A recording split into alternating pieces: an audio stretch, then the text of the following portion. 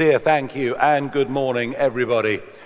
Another depressing budget hoves into view, another tax-raising budget, another budget that doesn't have the courage, the guts to cut public spending. And I think the level of pessimism amongst businesses, amongst savers, amongst those that have assets of any kind has not been lower in modern times. I think for some years we've actually been living under an illusion. We've not been prepared to face up to just how much of an economic mess we're genuinely in. As we slip down the global league tables, we kid ourselves. Well, it's okay. We've got GDP growth. But there wouldn't have been any GDP growth over the course of the last few years if it wasn't for mass migration on a scale hitherto never even contemplated, and of course, excess government borrowing. That is all that has kept GDP figures up. And indeed, I think we can argue very strongly that on an individual basis, mass migration has made the average Briton poorer. You take a year like 2024, a record level of people coming into the country, and GDP per capita falling. And of course, the productivity problem, well, there's nothing new there. We've been suffering from poor productivity going back for the best part of 20 years. We convinced ourselves that by importing masses of cheap, unskilled foreign labor, that somehow that would be good for our economy. Well, it was good for the wage bills of big companies in the short term, but catastrophic when it came to training and education for our own workforce. And when it comes to the public sector, who still seem to be hooked on the idea that working from home somehow is good for productivity, well, we see the disastrous results, and this is something that Danny Kruger, on our behalf, has started work on already. But the one subject we really don't discuss, at least the Conservative and Labour parties don't discuss, is the level of national debt. In fact, even last week, the leader of the Conservative Party was saying, in office, we cut the deficit for 14 years. Well, cutting the deficit is a very different thing to cutting debt when you're still running borrowing certainly at peacetime levels, unlike anything ever seen before. They may try to wash their hands and run away from it, but our national debt increased by over 2.5 times during those 14 years. And now it's accelerating. Now it's accelerating in the most extraordinary way. The OBR predictions for the year going back just before the general election was that we'd borrow 77 billion in the year. That estimate is now 130 billion and rising with each and every month.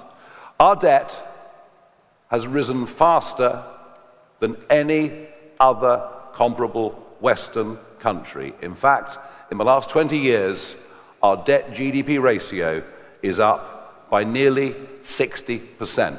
We are doing worse on debt than any of our competitors, and that includes Eurozone countries who are in other deep, deep trouble. Our debt repayments are over 100 billion a year. They're over the level of our defense budget. And the markets are getting nervy.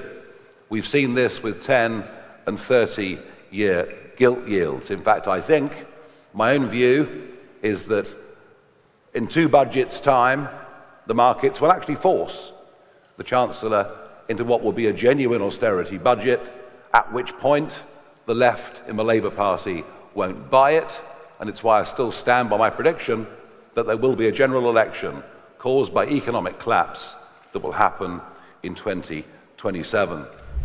The exodus is real. An estimated 16,500 very rich people will leave this country this year.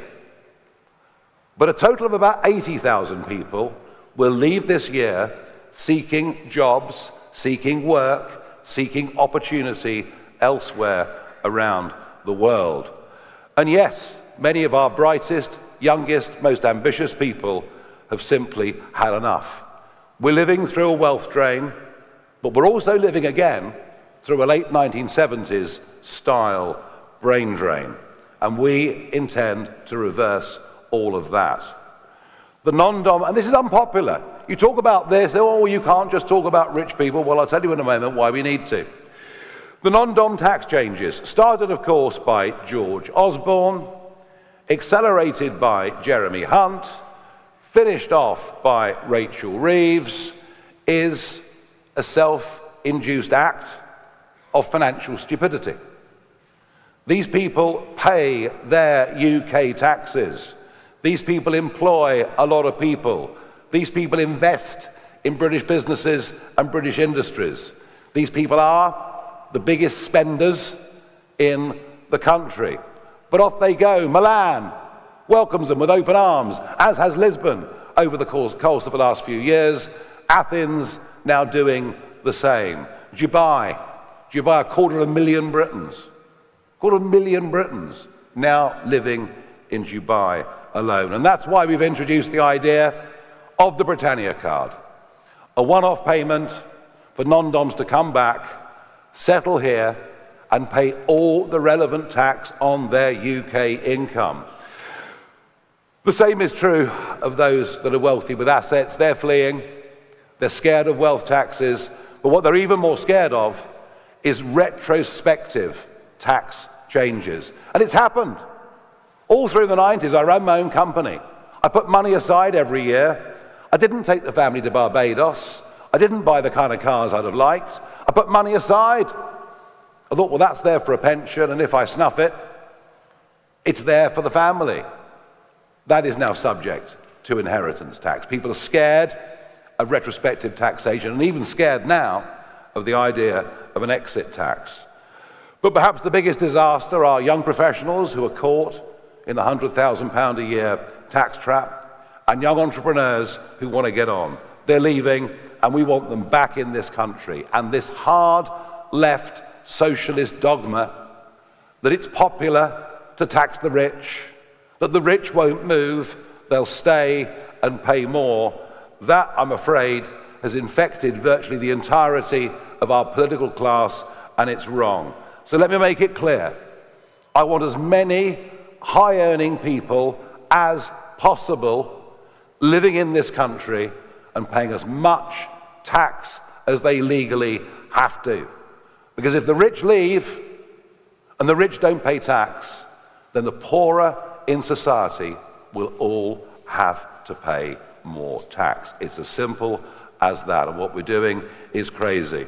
And we need those people back, although I have to accept that coming back into London will need not just sensible tax rates, not just a government they fear, it'll need law and order on London's streets to be sorted out, something that Mayor Khan appears to be oblivious to, but is given by some now as another reason for leaving.